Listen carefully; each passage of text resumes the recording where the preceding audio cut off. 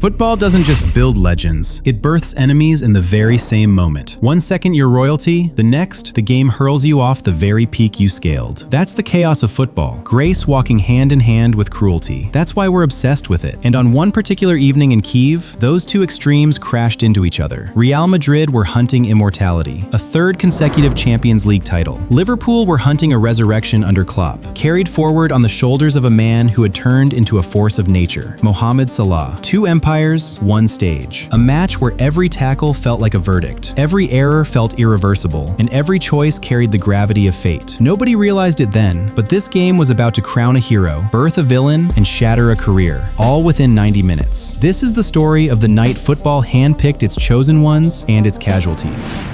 The 2018 UEFA Champions League Final, set to be staged in Kyiv, Ukraine, had the footballing world holding its breath. Liverpool had just completed a remarkable revival under Jurgen Klopp, and were desperate to announce themselves on the grandest stage. They also carried the weight of stopping Real Madrid from becoming the first club in modern football to retain the Champions League title. Both managers, Zinedine Zidane and Jurgen Klopp, were fully aware of the mountain in front of them, and both came thoroughly prepared. Each side lined up in their own variation of the 4-3-3 system, setting the stage for a tactical battle. All eyes naturally drifted toward Cristiano Ronaldo, not only because he was the finest footballer on the planet at the time, but also because whispers suggested this could be his farewell appearance in a Real Madrid kit. Attention was equally drawn to Mohamed Salah, who had arrived at Liverpool at the start of that season, and, after being written off as a flop at Chelsea, had gone on to tear the entire football world apart. He had been scoring and smashing records almost effortlessly all season long. Everyone anticipated goals. The only question was, who would outgun whom? Both sides were expected to come out swinging, and that's exactly what they did. Barely 40 seconds in, Salah had already set Mane free into the box, but Raphael Varane arrived just in time to snuff out the danger. In the second minute, Real Madrid hit back, with Carvajal whipping a ball into the area for Isco, but Karius came off his line early and punched it away. By the 5th minute, the challenges were flying. Marcelo chopped down Salah right at the edge of the box, and while it felt almost cynical to think so early on, there was already a sense that the Madrid defenders had Salah firmly in their sights. That theory would gain credibility soon enough, but for now, things still seemed relatively normal. The resulting free kick was played short, but Salah's attempt was blocked by a switched-on Luka Modric. 2 minutes later, Liverpool were knocking again. Salah collected a pass from Trent just outside Madrid's box and attempted a quick combination with Firmino, but Keylor Navas rushed out smartly to claim the ball before Trent Alexander-Arnold could reach it. After Liverpool's brief surge, Real Madrid responded with a long-range attempt from Marcelo that flew wide and barely troubled the goalkeeper. Then, in the 15th minute, Cristiano Ronaldo came charging down the right flank, and the moment he entered Liverpool's box, he unleashed a thunderous effort, which just barely missed the target. In the 18th minute, Salah delivered a tempting ball into the box from a corner. Navas came to collect it, but couldn't hold on. Fortunately for him, Virgil van Dijk couldn't get a clean connection either, and the ball drifted out for a goal kick. Through all the attacking action, the reckless challenges kept coming. This time, Milner bringing down Carvajal in midfield in the 22nd minute. A minute later, the same Milner tried his luck in Madrid's box, cutting across to Firmino, who spun and fired at goal. Sergio Ramos got a block in, but the ball dropped kindly to Trent, whose sharp follow-up was saved. With Liverpool dominating possession in the opening quarter and feeding most of their play through Salah, it was clear Real Madrid had to find an answer. Nobody, though, could have imagined what that answer would look like. In the 25th minute, Salah picked up the ball well outside the Madrid box, but Sergio Ramos tracked him all the way, intent on shutting him down. Then suddenly, in the middle of that physical contest, the two players became entangled, and Ramos dragged Salah to the ground. Initially, it appeared to be nothing more than a routine foul, but when Salah was seen writhing on the turf, clutching his left shoulder in agony, it became clear this was something far more serious. The medical team rushed onto the pitch as every Liverpool fan held their breath. If Salah couldn't continue, the dream was effectively over. He had been directly involved in 60 goals in 51 appearances, won the Golden Boot, PFA Fans Player of the Year and Player of the Season, and broken the record for most goals in a single 38-game Premier League season. Mohamed Salah was Liverpool's heartbeat, and without him, nobody could see them beating European royalty. But after minutes of treatment, Salah, in tears, was forced off. The Egyptian king walked down the tunnel alone. Minutes later, Carvajal suffered suffered the same fate, also helped off in tears, replaced by Nacho. It was still only the first half, and this colossal match had already consumed 2 world-class players. But the frightening part? It wasn't finished yet. There were more victims still to come. After all the tackles, injuries, and stoppages, the game finally found its footing again. In the 43rd minute, Real Madrid thought they had taken the lead. Isco whipped a cross into the box. Ronaldo met it with his head goalward. The keeper pulled off a fine stop, but could only push it into the path of Benzema, who calmly slotted home and sprinted away to celebrate. Before he got very far, though, the linesman's flag was already raised. Offside. The goal was ruled out. It looked incredibly tight in real time, but replays confirmed the decision was correct. Refusing to go into halftime level, Real Madrid kept pressing. They came agonizingly close again in stoppage time when Benzema cut across to Nacho, who slid in and got a touch, only to see it trickle wide off the side netting. Liverpool had somehow weathered the storm in those final minutes and walked into the tunnel with the scoreboard still blank. They knew, however, that winning this final without their talisman was a daunting prospect, especially against a side that had lifted this trophy in each of the previous 2 seasons. And unfortunately, the second half offered them little comfort. Real Madrid came out of the tunnel in the second half with complete conviction. Sensing that Liverpool's most dangerous weapon had been removed, they went straight for the jugular. In the 48th minute, Isco came agonizingly close to breaking the deadlock, only for his shot to rattle the crossbar. It was the nearest either side had come to scoring all night, and it was obvious a goal was only a matter of time. In the 51st minute, Real came forward again. Kroos launched a long ball toward Benzema, but it stretched too far and fell to Karius instead. As the goalkeeper moved to play it out calmly to a teammate, what should have been a completely routine moment turned catastrophic. Karius seemed to lose focus for a fraction of a second and rolled the ball directly into the path of an onrushing Benzema. The ball crept into an empty net, the simplest goal the Frenchman had ever scored, handed to him on a silver platter. Liverpool fans were devastated. The task was already enormous without Salah, but conceding a gift like that made it feel near impossible. There is a difference between being beaten in a Champions League final and being undone by your own goalkeeper's moment of madness, and this was firmly the latter. But Liverpool didn't collapse. They dusted themselves off and chased the equalizer with everything they had. Without Salah, they looked elsewhere. In the 54th minute, Milner played a teasing ball into the box for Mane and Firmino, but Varane got there ahead of both and headed it clear for a corner. Milner's corner delivery found the head of Dejan Lovren, who directed it into the danger zone, and Mane was fastest to react, poking it past Navas to level the score. Against every conceivable odd, Liverpool were back in it. Without their best player, a goal down, in the Champions League final against the reigning double champions, and they had found a way back. Now they needed one more push in the remaining 35 minutes to win it. The belief was there. Karius's earlier blunder seemed forgotten, and he was visibly the most relieved figure on the pitch. But that relief was brutally short-lived. In the 60th minute, Real Madrid came forward again. Nacho sent a cross into the area, Isco controlled and fired, and Karius saved it well. It looked like the goalkeeper had mentally reset and buried the memory of his earlier nightmare. He was back, composed and commanding, or so it seemed. Shortly after that save, Zidane pulled Isco off and sent Gareth Bale onto the pitch in the 61st minute. What Karius didn't know was that the Welshman was about to tear his evening apart, and arguably his entire career with it. It didn't take long. Just 2 minutes after coming on, Marcelo launched a cross into the box with his weaker foot, the ball sailing behind all the Madrid attackers. Bale's response? He threw himself into a sensational bicycle kick, producing one of the most spectacular goals in Champions League final history. Less than 10 minutes after the equalizer, Liverpool were behind again. Could Karius have done more about it? Opinions were divided at the time, but what happened a few minutes later left no room for debate. Before that, Liverpool tried desperately to draw level for the second time. In the 69th minute, Mane chased a cross, but Ramos stepped in with a vital clearance. The resulting corner was dangerous, but Navas punched it away. Shortly after, Mane, Liverpool's standout performer on the night, came agonizingly close to making it 2-2. He struck the ball cleanly with his weaker foot from outside the box. It beat Navas, but Madrid were rescued by the post. Liverpool couldn't believe it, and their fortunes seemed to darken further in the 73rd minute when they were convinced they deserved a penalty. Firmino tried to play a ball into the box, but Casemiro blocked it, the ball bouncing up from his leg onto his arm. Liverpool screamed for the spot kick, but with Casemiro's arm pressed tightly to his body, the referee had no reason to point to the spot. With Liverpool throwing everything forward in desperation, gaps began to open at the back, and Ronaldo sniffed an opportunity in the 74th minute. Casemiro released him, and he was almost through on goal, until Robertson materialized from nowhere and made a decisive, crucial tackle to deny him. But for all their resilience, Liverpool could not escape what came crashing down in the 83rd minute. Bale was 40 yards from goal when he decided to shoot, a decision that that made little sense to anyone watching, and honestly, it shouldn't have worked. But Karius made another catastrophic blunder, letting a completely manageable shot slip straight through his hands and into the net. That was the final nail in the coffin. Liverpool's spirit collapsed entirely, and they could barely threaten for the rest of the game. Only a Lovren tackle in the 85th minute, a Van Dijk interception in the 92nd, and a pitch invader in the 93rd prevented things from getting even worse for the Merseyside club. That night effectively destroyed Karius's career. He walked the stadium apologizing to fans in tears, but forgiveness was nowhere to be found. He never played for Liverpool again, yet his nightmare became a blessing in disguise. Liverpool signed Alisson Becker for a then world record goalkeeper fee, and the following year he kept a clean sheet in the final as Liverpool were crowned champions of Europe. The bigger villain, though, was Sergio Ramos. His challenge on Salah sparked fierce global debate. Some called it accidental, many insisted it was calculated. Egyptian fans condemned him for days, and a petition demanding FIFA and UEFA act gathered 400,000 signatures in just 48 hours. Footage also emerged showing Ramos apparently elbowing Karius before his first blunder, with a psychiatrist from Massachusetts General Hospital concluding Karius had suffered a concussion, which likely affected his performance. The fact that Ramos walked away without a single booking left an extraordinarily bitter taste in Liverpool hearts.